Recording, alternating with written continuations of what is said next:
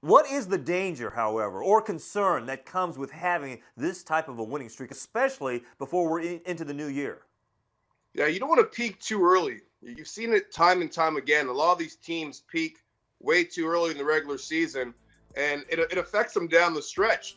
You saw Pittsburgh last year was the total opposite. They peaked at the right time. You want to go into New Year, especially those last 2 months of the season, playing your best hockey and being on fire.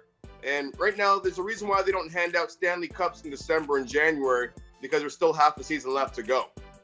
Clearly, Anson, both these teams have been great for different reasons here. Which run surprised you more? Which team, I guess, surprised you more? The Wild or is it the Blue Jackets? I would say the Blue Jackets. The Wild, I knew coming in the season they had a good, proven team already. Just a matter of whether or not they're listening to the new head coach, Bruce Boudreau, who's had a really good job in the regular season wherever he's gone.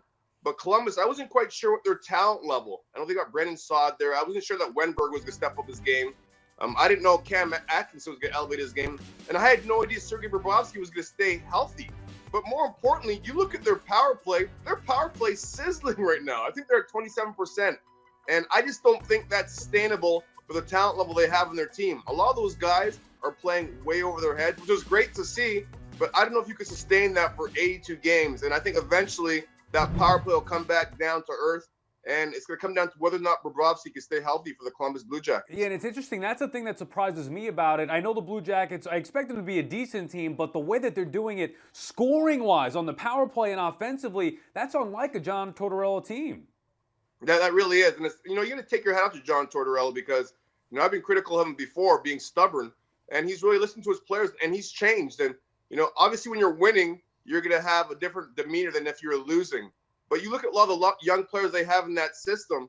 They won the championship in the AHL last year and their minor league teams. So they have a lot of good young players coming up. Zach Werenski is one of those players that left University of Michigan, had that championship run in the AHL, and now he's benefiting that early in the regular season here in the National Hockey League. So this Columbus Blue Jacket team has a lot of young talent still coming up in that system.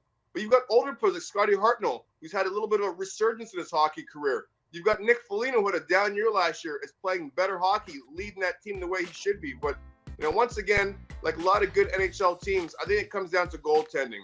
And if the guy they call Bob, Sergei Bobrovsky, is on his game, this team's hard to beat. And if your power play sizzling like they've been so far, that's a pretty good recipe for what they've been doing there in Columbus. Right. Well, we know, he's won the Vezina before, so he's possibly in position to do it again.